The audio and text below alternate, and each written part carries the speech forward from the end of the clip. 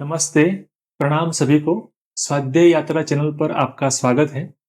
पिछले वीडियो में हमने योगश् चित्त वृत्ति निरोधः इस सूत्र के अंतर्गत चित्त क्या है, ये प्रश्न पर विचार किया था। आज की प्रस्तुति में हम वृत्ति क्या है और चित्त वृत्ति का निरोध क्या है, ये दो प्रश्नों पर यथासंभव यथामति विचार करेंगे, चर्चा करेंगे। शुरुआत मंगलाचरण से। ध्यानमूलं गुरुमूर्ति पूजामूलं गुरुपदम् मन्त्रमूलं गुरुवाक्यं मोक्षमूलं गुरुकृपा वसुदेवसुतं देवं कंसचाणूरमर्दनं देवकी परमानन्दं कृष्णं वन्दे जगद्गुरुम्। श्रीकृष्णं वन्दे जगद्गुरुम्। महर्षि पतंजलि की स्तुति। योगेन चित्तस्य पदेन वाचां मलं शरीरस्य च वैधकेन योपाकरोत्तं प्रवरं मुनीनां पतंजलिं प्राञ्जलिरानतोऽस्मि।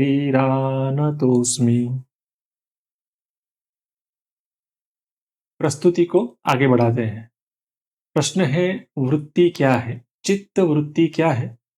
तो संस्कृत शब्द वृत्ति ये मूल धातु वृत्त के साथ ती प्रत्यय के जुड़ने से बना है। वृत्त शब्द का अत्यंत प्रचलित अर्थ है गोल आकार। वास्तव में वृत्त एक बहुआयामी शब्द है और इसके अनेक अर्थ होते हैं। योग दर्शन के अध्ययन के संदर्भ में हमें वृत्त शब्द का अर्थ लेना होगा व्यवहार करना। तो वृत्त शब्द के साथ ती प्रत्यय लगने पर वृत्ति शब्द बनता है। ती प्रत्यय गतिशीलता या प्रवाह आदि के अर्थ को धारण करता है। तो वृत्त के साथ ती प्रत्यय जुड़ने पर वृत्ति शब्द का अर्थ होगा व्यवहार या क्रिया, जिसमें एक अंतर्निहित गतिशीलता होती है। इस प्रकार चित्त वृत्ति का अर्थ होगा बाहरी अथवा आंतरिक कारणों के प्रभाव में चित्त का व्यवहार या चित्त का भिन्न भिन्न आकारों में रूपांतरित होना। चित्त और वृत्ति दोनों को समझने के लिए एक प्रतीकात्मक रूप से अत्यंत प्रचलित दृष्टांत भी दिया जाता है। इसमें चित्त को एक शांत, स्थिर और निर्मल झील की उपमा दी गई है। अब इस शांत, स्थिर और निर्मल झील में जो पानी है उसके ऊपर अगर हम पत्थर फेंकेंगे तो हमारा ये अनुभव है, हम ये नोटिस करते हैं कि पानी, झील का पानी प्रतिरोध के रूप में तरंग पैदा करता है जो वृत्त अर्थात गोलाकार के रूप में होती है। इसे हम लहरें भी कहते हैं। बिल्कुल इसी प्रकार से सत्व, रजस और तमस ये तीन गुणों से युक्त चित्त द्रव्य में बाह्य या आंतरिक कारणों से उठने वाली तरंग को वृत्ति कहते हैं। चित्त जो जो कार्य करता है वह सब कुछ वृत्ति रूप है, अर्थात काम, क्रोध, लोभ, मोह, भय, ईर्ष्या आदि भावनाएं या फिर ज्ञान, बोध, कल्पना, विचार, निर्णय, स्मृति, यहां तक कि योग दर्शन में निंद्रा को भी एक वृत्ति के रूप में स्वीकार किया गया है। अभी वृत्ति की इतनी जानकारी को हम पर्याप्त रखते हैं क्योंकि समाधिपाद के सूत्र 3 से 11 में वृत्ति के संदर्भ में ही चर्चा है, जिसमें 5 प्रकार की वृत्तियां, उनके नाम, परिभाषा, उनका स्वरूप अर्थात वो साधक के लिए शुभ है या अशुभ है, चित्त वृत्ति का निरोध क्या है, इसका फल क्या है और वृत्ति निरोध के उपरांत की स्थिति में साधक की क्या स्थिति होती है, इन बातों का वर्णन किया गया है। मगर वो 3 से 11 सूत्र के बीच में आता है, उस वक्त हम देखेंगे। तो हमने चित्त क्या है ये ऑलरेडी देख लिया है और चित्त वृत्ति क्या है ये हमने आज की प्रस्तुति में देखा। यानी ये दो प्रश्नों पर हमने चर्चा कर ली। अब चित्त वृत्ति का निरोध क्या है, इस प्रश्न पर विचार करते हैं। निरोध शब्द संस्कृत धातु रुध के साथ नी उपसर्ग के जुड़ने से बना है। रुध का अर्थ है रोकना और नी उपसर्ग निशेष अथवा संपूर्णतया इस प्रकार का अर्थ लेता है। और इस तरह से अगर हम देखें तो निरोध का अर्थ होगा संपूर्ण रूप में रोकना। एक बात ध्यान देने योग्य है और अच्छी तरह समझने योग्य भी है कि चित्तवृत्ति का निरोध बलपूर्वक या हठाग्रह से नहीं किया जाता या नहीं करना चाहिए, परंतु युक्ति या निश्चित योजना के द्वारा इसको करना होता है। यहाँ पर युक्ति का अर्थ होता है योग साधना के माध्यम से, और योग के भिन्न भिन्न अंगों का क्रमबद्ध और बुद्धि एवं योजना पूर्वक अभ्यास करने से चित्तवृत्ति का निरोध सहज ही सिद्ध हो जाता है। अब अगर हम थोड़ा सा चिंतन करें तो ये समझना सरल है कि निरोध ये चित्त की एक अवस्था है, स्थिति है। इसे टेक्निकली अर्थात तकनीकी रूप से चित्त भूमि भी कहते हैं। तो निरोध एक चित्त की अवस्था है, चित्त की भूमि है। निरोध के उपरांत चित्त की 4 और भूमि भी हैं। इस प्रकार चित्त की कुल 5 अवस्थाएं बताई गई हैं। क्षिप्तम, मूढ़म, विक्षिप्तम, एकाग्रम, निरुद्धम इति चित्तस्य भूमयः। ये क्षिप्त, मूढ़, विक्षिप्त, एकाग्र और निरुद्ध ये चित्त की 5 भूमि अवस्थाएं हैं। ये संज्ञान हमने सूत्र 1 के योग भाष्य में लिया था। चित्त क्या है? इस वीडियो में हमने ये देखा था कि चित्त सत्व, रजस और तमस प्रकृति के इन 3 गुणों से बना एक द्रव्य विशेष है तथा इंद्रिय, मन, बुद्धि और अहंकार के भेद से प्रणाली के रूप में कार्य करते हुए चित्त मनुष्य को बोध कराने का कार्य करता है। तो सत्व, रजस और तमस ये 3 गुणों की प्रधानता और इनके विभिन्न अनुपात से चित्त की 5 भूमियां निर्धारित होती है। जैसे मूढ़ चित्त भूमि में तमस गुण की प्रधानता होती है, और इस भूमि का जो सामान्य लक्षण है वह यह है कि वो व्यक्ति जो मूढ़ भूमि में स्थित है उसका सामान्य लक्षण होता है अन्य का अनिष्ट करना। उसमें ये बोध नहीं होता कि मेरे व्यवहार से वो किसी को तकलीफ होगी। उसकी सामान्य बुद्धि ही यही होती है किसी अन्य व्यक्ति का नुकसान हो, अनिष्ट हो। क्षिप्त भूमि में रजस गुण की प्रधानता होती है और इसका सामान्य लक्षण होता है अन्य के ऊपर प्रभुत्व जमाने का भाव या फिर प्रयास। तीसरी भूमि है विक्षिप्त भूमि। इसमें रजस और तमस दोनों ही गुण की प्रधानता होती है, मगर कभी कभी ये दोनों गुणों को दबाकर सत्व गुण प्रधान हो जाता है।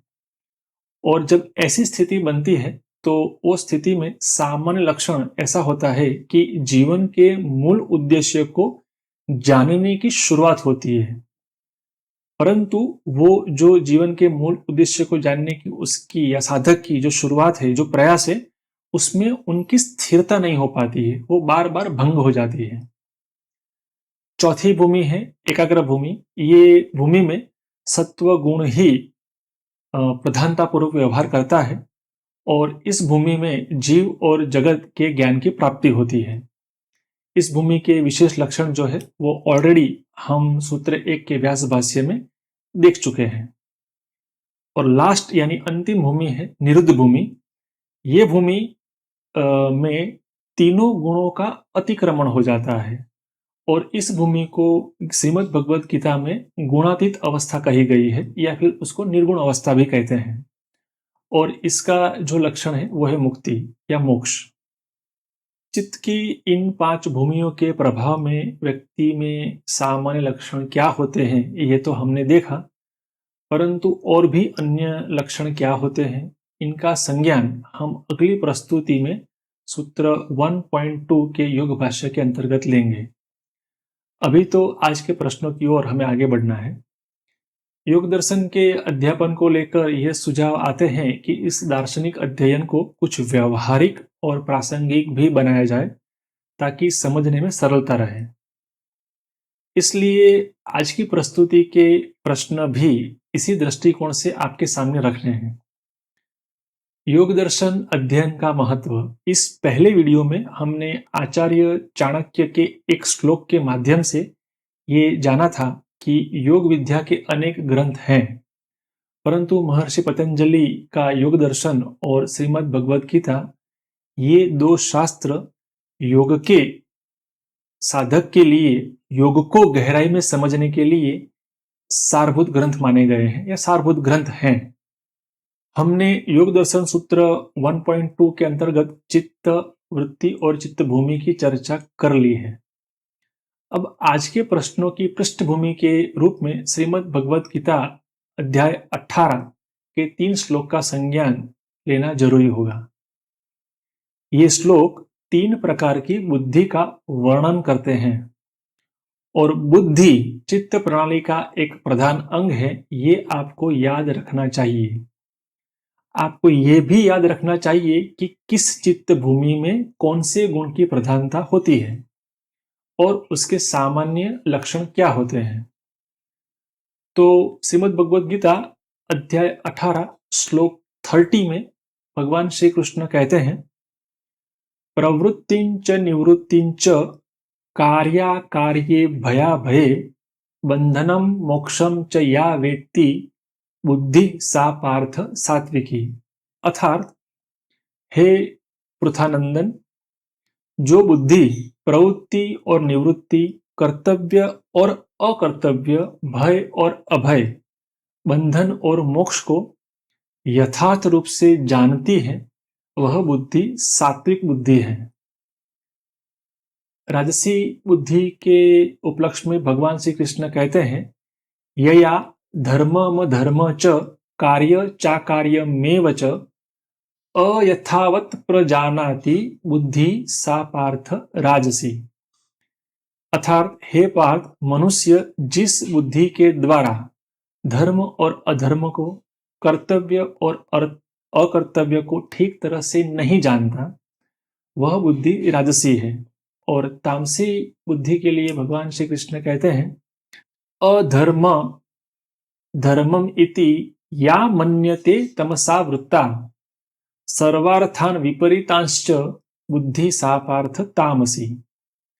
अर्थात, हे पृथानंदन, तमो गुण से व्याप्त जो बुद्धि अधर्म को ही धर्म मान लेती है और संपूर्ण चीजों को विपरीत रूप से ही जानती है, वह तामसी बुद्धि है। तो चित्त भूमि श्रीमद् भगवद गीता में वर्णन किए गए बुद्धि के 3 प्रकार, यानी कि सात्विक, राजसिक और तामसिक बुद्धि, इनको साथ मिलाकर अब हम कुछ प्रश्न रखते हैं। तो पहला प्रश्न है कि कोई व्यापारी अपने ग्राहक के प्रति छल कपट करे, झूठ बोले, असभ्य व्यवहार करे और ऐसा करने में कोई ग्लानि का अनुभव भी ना करे, तो ऐसे व्यापारी की बुद्धि और तत्संगत चित्त भूमि कैसी मानी जाएगी।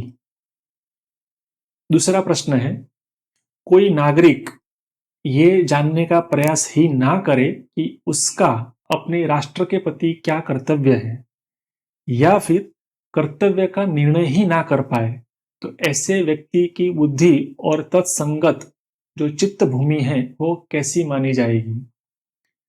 ये 2 प्रश्न किसी भी रूप में व्यक्तिगत नहीं है, परंतु जागृति के अभाव में, समझदारी के अभाव में व्यवहार में यह देखा तो जाता है। कठोर है परंतु सत्य है और इसीलिए निश्चित रूप से विचारणीय भी है। आप इस प्रश्न को व्यापारी और ग्राहक तथा नागरिक और राष्ट्र के बदले एम्प्लॉयर एम्प्लॉई, पिता पुत्र, 2 मित्र, 2 पड़ोसी, शिक्षक और विद्यार्थी आदि के संबंध से भी समझ सकते हैं। अब तीसरा प्रश्न, ये तो सर्वविदित है कि शहीद भगत सिंह ने अपने साथी बटुकेश्वर दत्त के साथ मिलकर 8 अप्रैल 1929 के दिन तत्कालीन संसद भवन में स्मोक बम को फोड़ा था, जिसका उद्देश्य किसी की हिंसा करना या किसी को नुकसान पहुंचाना बिल्कुल ही नहीं था। किंतु इसका परिणाम मृत्युदंड होगा या कम से कम उम्र कैद, ये जानने पर भी वे वहां से भागे नहीं। तो इन परिस्थिति में उनकी बुद्धि और चित्तभूमि कैसी मानी जाएगी? अ, विकसित भूमि में रजस और तमस की प्रधानता के बीच कभी-कभी सत्वगुण प्रभावी हो जाता है, ये अभी-अभी हमने देखा। गुणों में ये उलटफेर होता रहता है। तो प्रश्न ये है कि सत्वगुण रजस और तमस को दबाता है, रजोगुण सत्व और तमस को दबाता है तथा तमोगुण सत्व और रजस गुण को दबाता है। ये श्रीमद् भगवत गीता के किस अध्याय में कौन से श्लोक में भगवान श्री कृष्ण ने कहा है? और अब आज का पांचवा और अंतिम प्रश्न। सत्व रजस और तमस गुण की वृद्धि होने पर जो परिणाम होते हैं वो श्रीमद् भगवत गीता के कौन से श्लोक में बताया गया है? आप अपने उत्तर कमेंट बॉक्स में देवें। आज की प्रस्तुति को यहाँ पर विराम देते हैं। अगली प्रस्तुति में आगे बढ़ेंगे और सूत्र 2, 3 और 4 को साथ में लेंगे और मुख्य रूप से उनके व्यास भाष्य पर चिंतन करेंगे। आज के लिए इतना ही। Thank you.